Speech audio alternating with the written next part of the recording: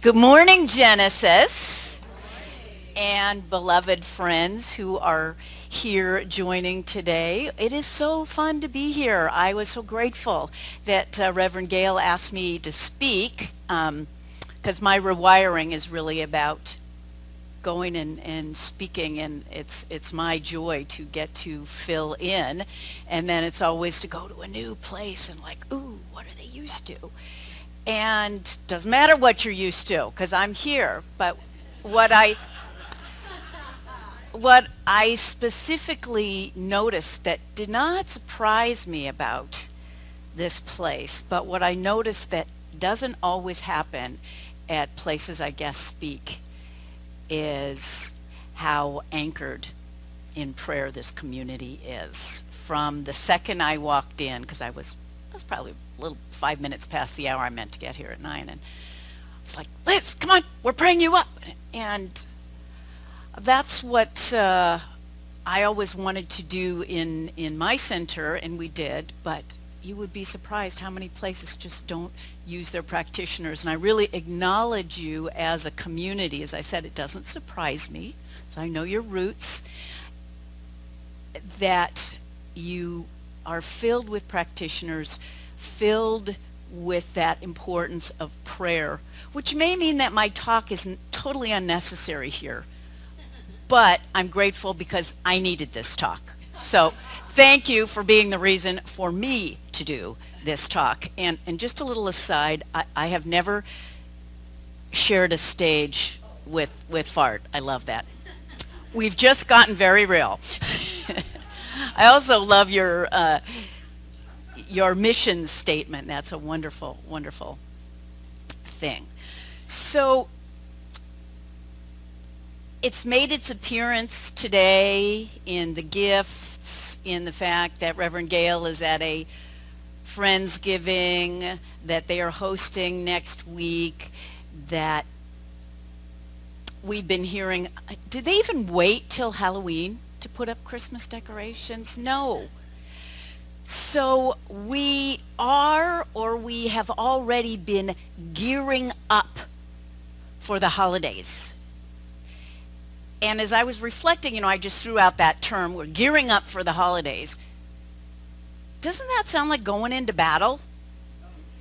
Yeah, it's like we're geared up. Okay, I got my armor on, got my credit cards. What's the credit level on them? Have I passed it?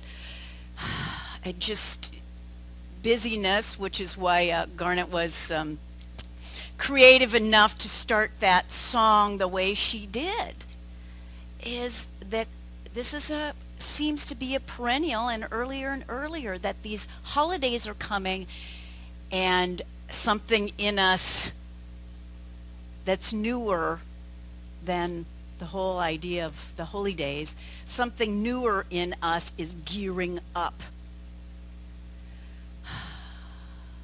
Maybe it's your family you're going to go spend time with. It's the command performance. I mean, I know that's none of you because you have your families of choice, right? Nobody goes to a family thing at either Thanksgiving or Christmas that makes their stomach do whoop-de-whirls. And maybe nobody here has already started like, oh my God, what am I going to get for so-and-so? And my baking frenzy. At one point I thought that when I started talk like this at the holidays it's only women, but I don't think that's true. I would like to think that men also get some stress. And since we created, as the song said, maybe there's a different way. But this gearing up way that we do it, does anybody feel like this gearing up for the holidays makes you feel holy? Or even whole? I mean, I don't know about you guys, but I feel like by the end of Christmas, which the day after Christmas is my birthday, so, I'm not supposed to be stacked out, but by the end of the year, we're exhausted. And I was just thinking about it. We've been through a whole year. And I have no doubt that all of you have done some little pieces of waking up, made some discoveries, had some losses or missteps, had some wonderful successes, and who even has the bandwidth at the end of the year to really, hug yourself and say, you made it through another year. Let's see what this year was about, because you're so blanking exhausted. What if we could gear up in a new way? What if there was a way to make a difference? Well, we know if we were doing all this stuff, we've already sung. If you paid attention and took notes to the first half an hour of this service, you'd be done. We can all go have coffee now. So I'm just repeating what's kind of already been done and said, actually the first hour from the meditation. But I think what I would like to offer you today is that we have a new gearing up, that we have a new kind of gear, and that is the pause. That our new armor, our new tool for this holiday season is the pause.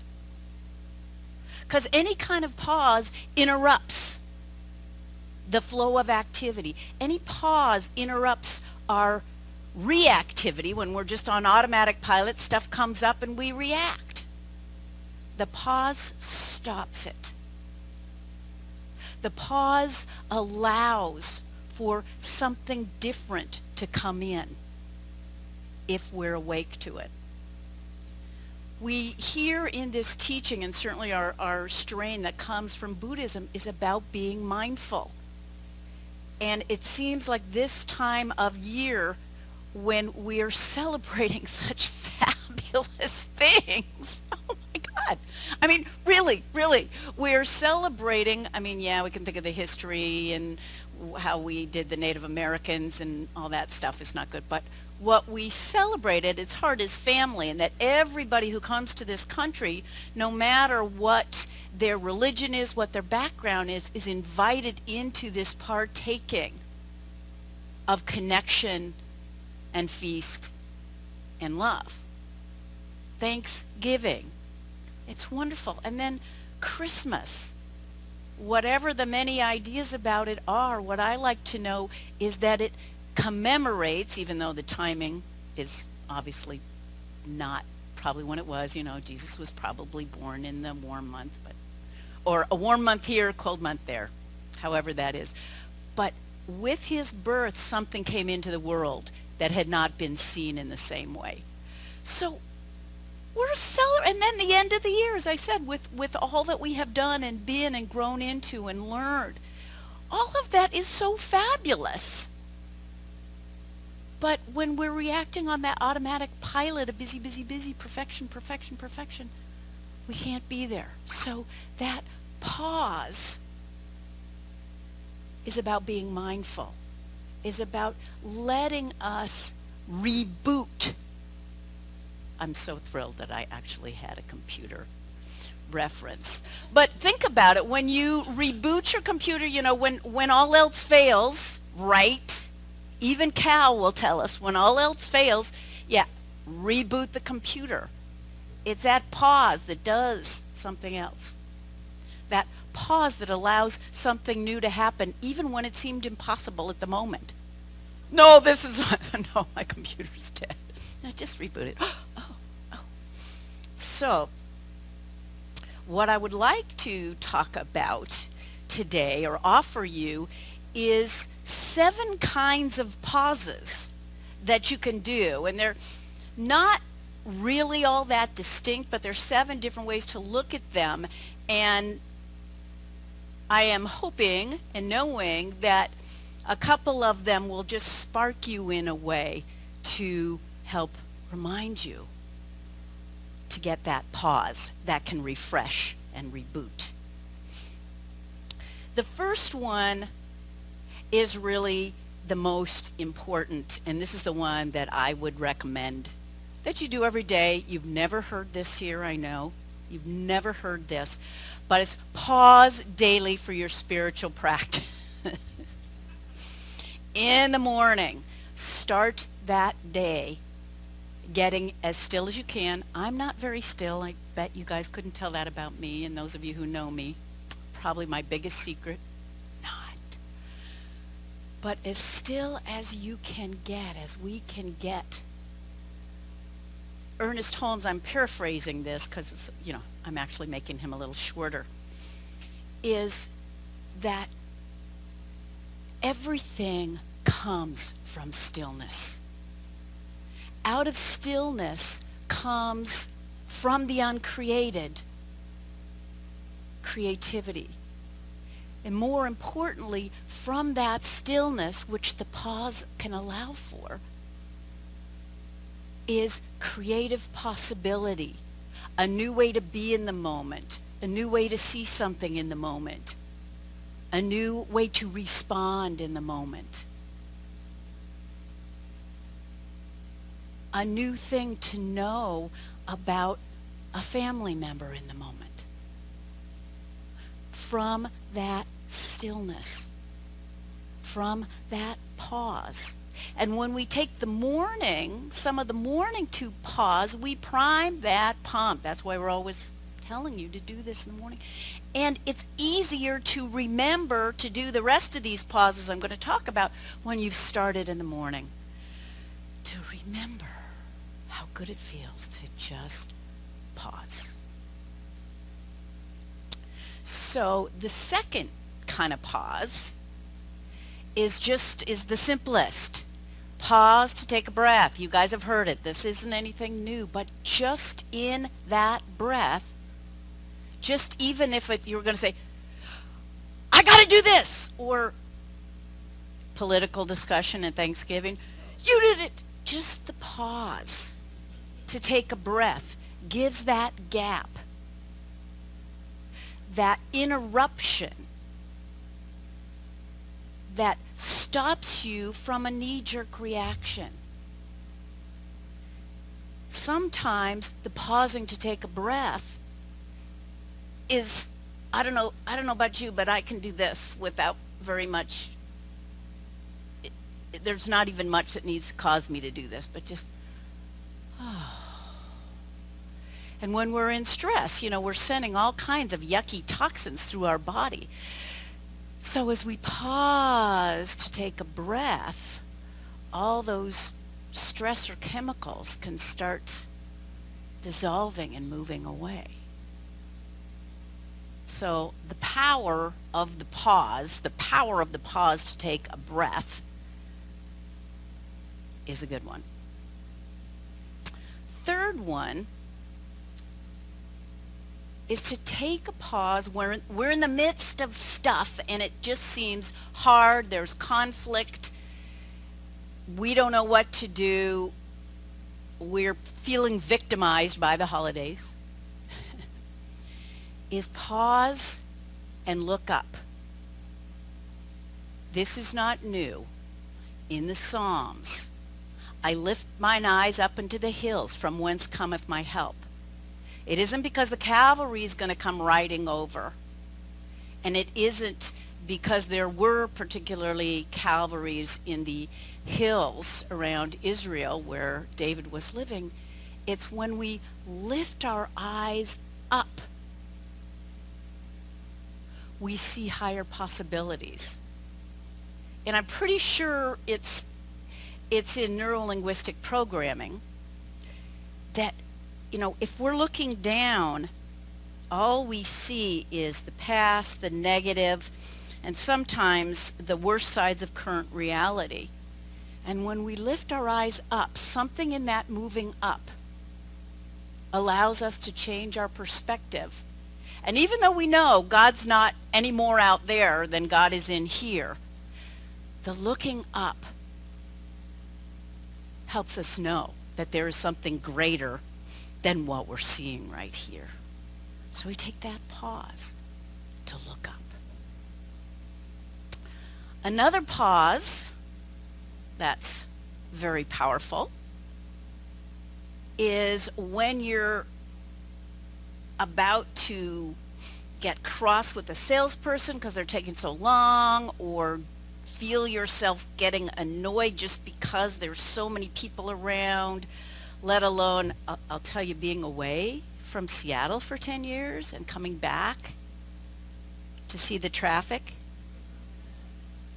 My husband says, oh, these Seattle drivers. I say, no, these are not Seattle drivers. These are the people who've come to work you know where. Just saying. But when we're in that place, or when we get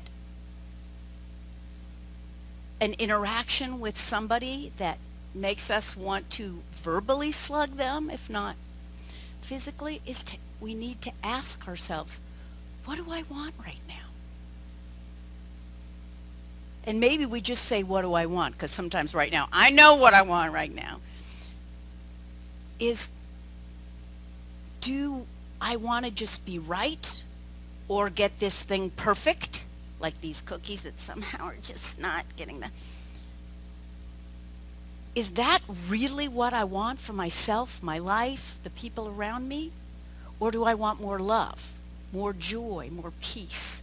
So we pause to ask, what do I want? And in that pause, we have the power of choice. And once we say, oh yeah, I got a choice here, I don't have to react with the same energy that's coming at me. I don't have to react to a parental voice, maybe a critical parental voice in my head. I don't have to do that. I can choose to have a different experience if I pause to ask myself. Next pause, just kind of related, these are all related, is the pause to ask myself, what do I want to put my attention on here? That kind of a corollary of what Ernest Holmes teaches as the law of attraction is also the law of attention. You guys have heard this before. What I put my attention on increases. So if I start the day noticing that my spouse did something I don't appreciate, God, why does he do it? He knows I don't like to do it. This is made up. My spouse is perfect.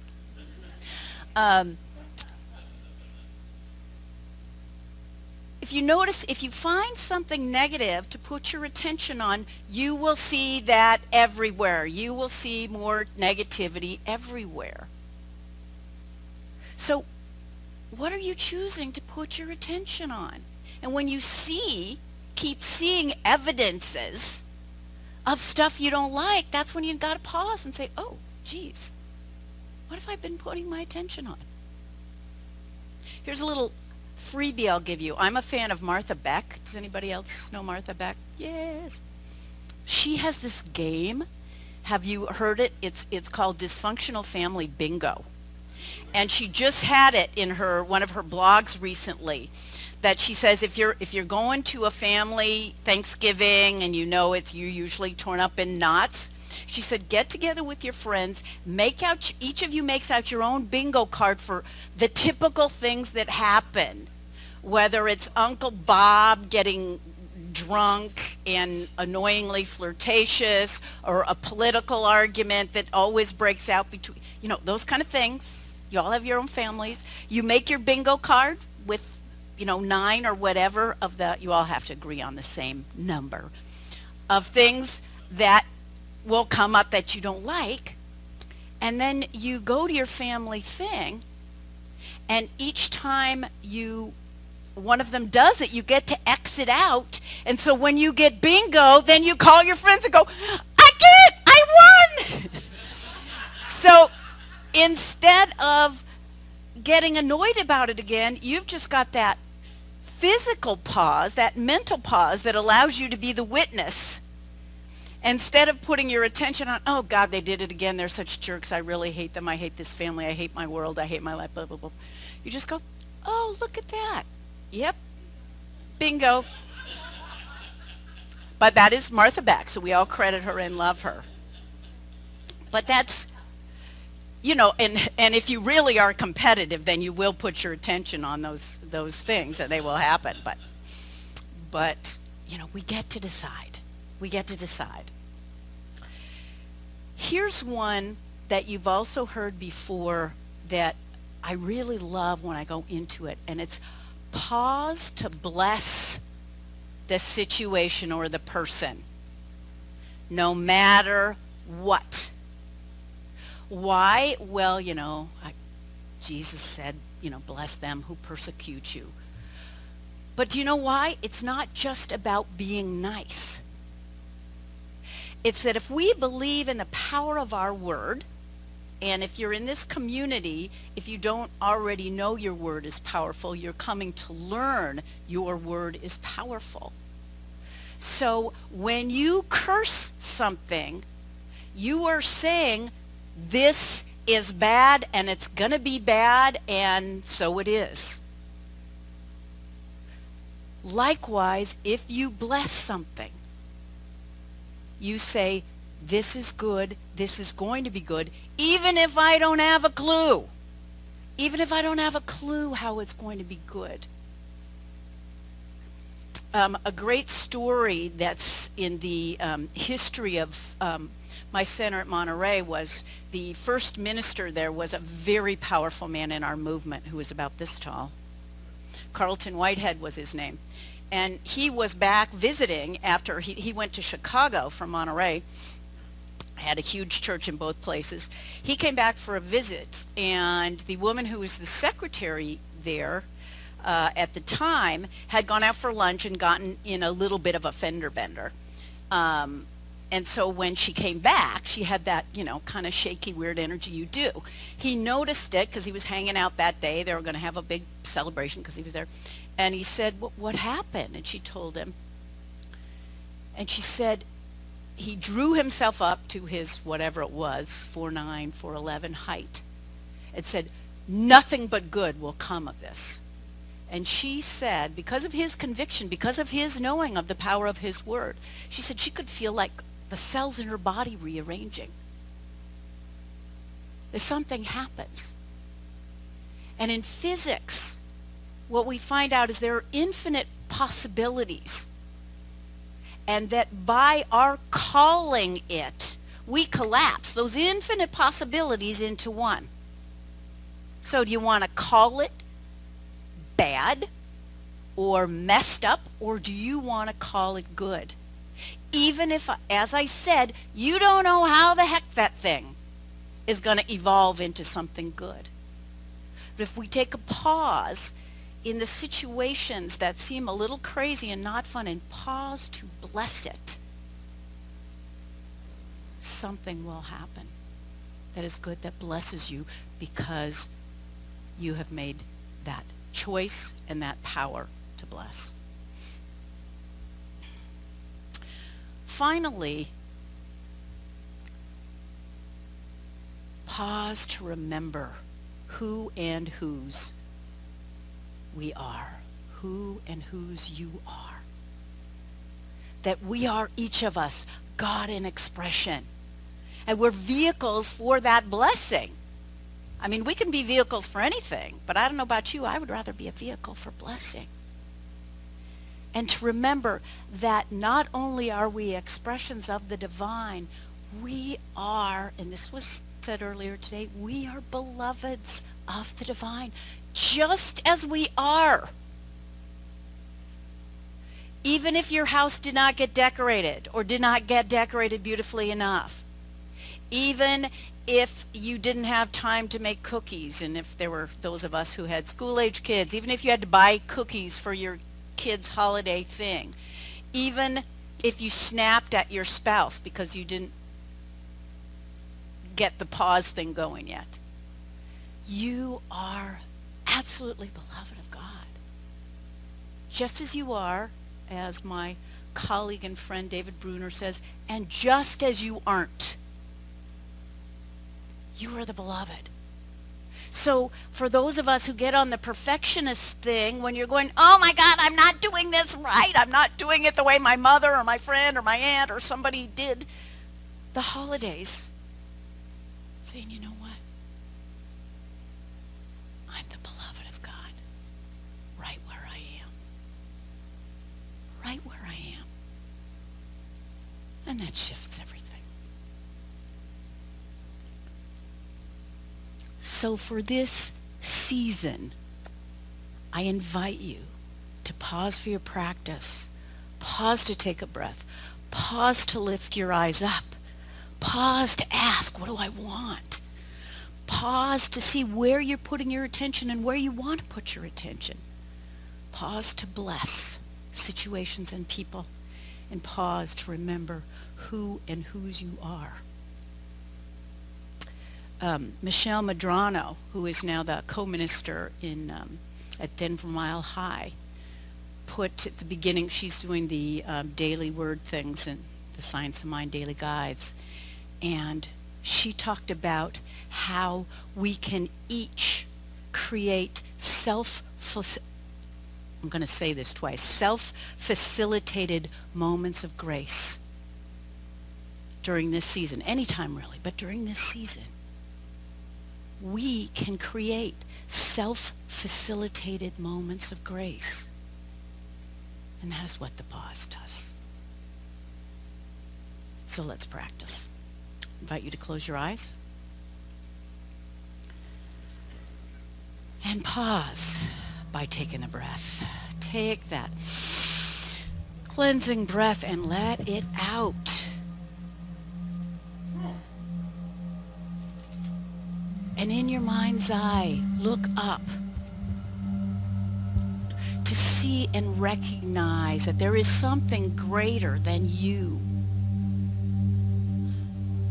that is available and wants indeed to live through you. To ask yourself, what do I want for this season, this holiday season? What is it that I want? Maybe it's a God quality, love, peace, joy. Name it for yourself.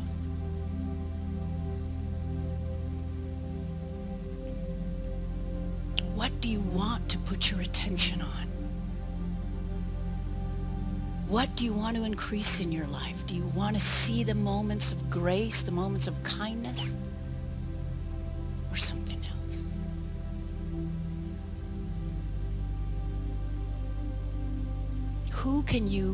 Who or what can you bless right here and right now that maybe you've been wanting to curse? Who or what can you bless?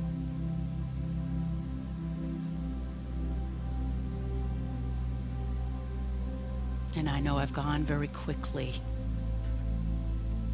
But as we take these pauses, as we establish these divine and holy interruptions in what can be a challenging way of being during this holidays, as we interrupt to allow in more grace, we are allowing in more God.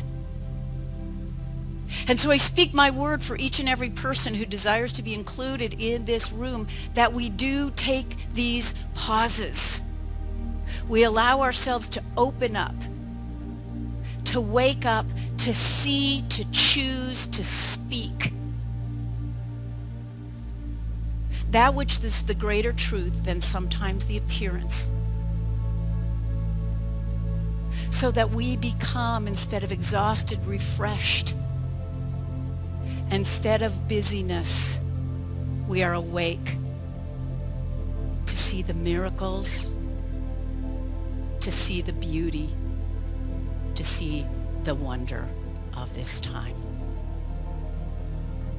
And I am grateful that this divine possibility exists. It was actually programmed into each of us. It is in our divine DNA. And so, with great gratitude, I release this word, knowing that in claiming it, it becomes more easy every day, pause by pause. And so it is.